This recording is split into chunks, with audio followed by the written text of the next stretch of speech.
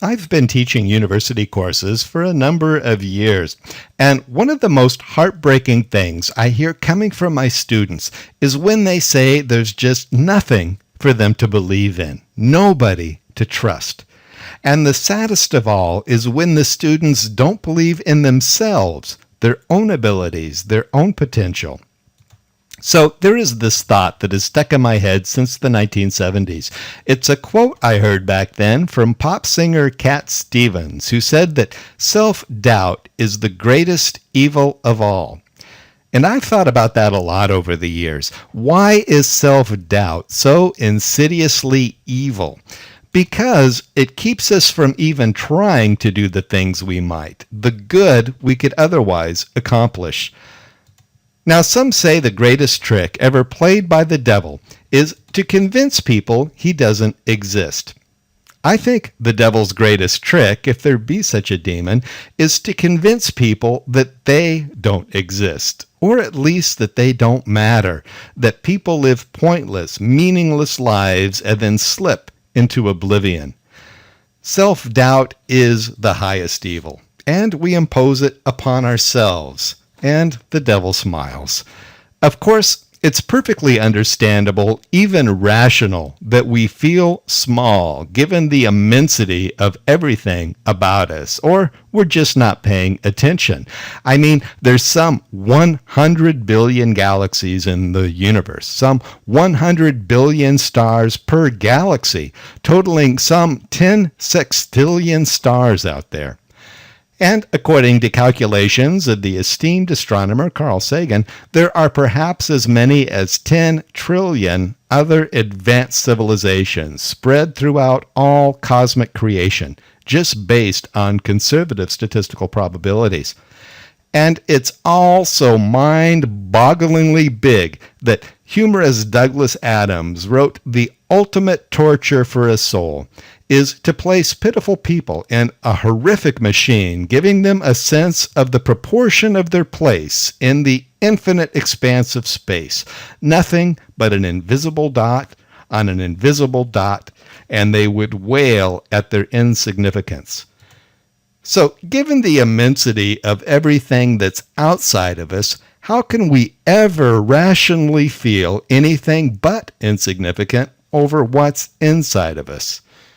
Well, it helps to think we've got some pretty impressive numbers going on for us too. For example, a neuroscientist in a TED Talk noted how we each have 100 billion neurons in our adult brain, each with somewhere between 1,000 to 10,000 contacts with other neurons, meaning that the total number of possible permutations of our brain activity exceeds the number of elementary particles in the entire universe. And that's pretty impressive. So what are you doing with all of your permutations?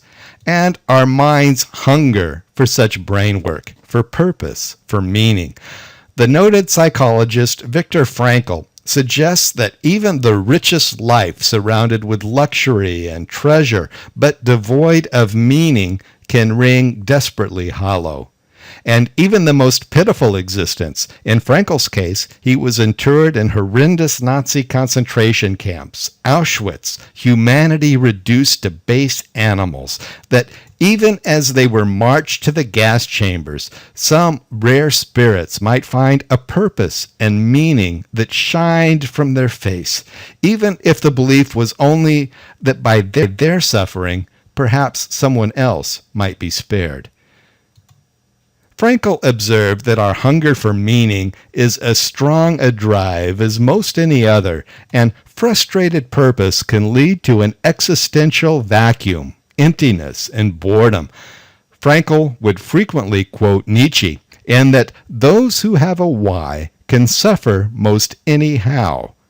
So where do we find our meaning, our purpose, the will to carry it out? Frankl says there is no blanket answer to the question, that we each have a calling, a need to identify that purpose for ourselves or suffer the debilitating consequences. Something along those lines was also sagely dispensed by the tough-hide trail boss Curly in the movie City Slickers. He said, "The secret of life is just one thing, and everything else doesn't mean a whit." And what's that one thing? Well, that's what you have to find out for yourself. Television journalist Diane Sawyer sometimes poses a question during her interviews, and she asks, "What do you know for sure?" It's a good question. I spent a number of years as a journalist, and I know a good question when I see one. She once famously asked Michael Jackson that question, and he answered, "Absolutely nothing. I know nothing for sure."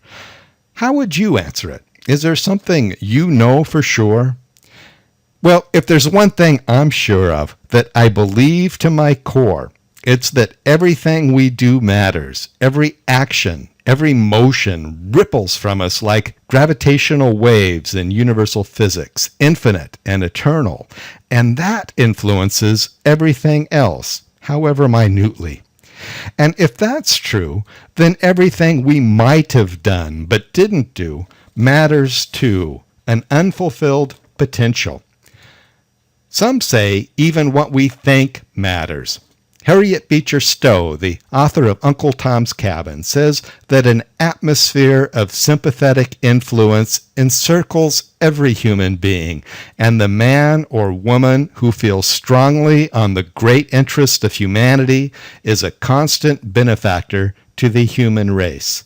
So even how we think and feel might well do some good. So to wrap it up, sometimes when my students feel overwhelmed by the challenges and choices ahead of them, intimidated by the immensity of it all and their apparent powerlessness, in the closing moments on the last day of a course, I'll flash this picture on the screen and tell them, here is the world.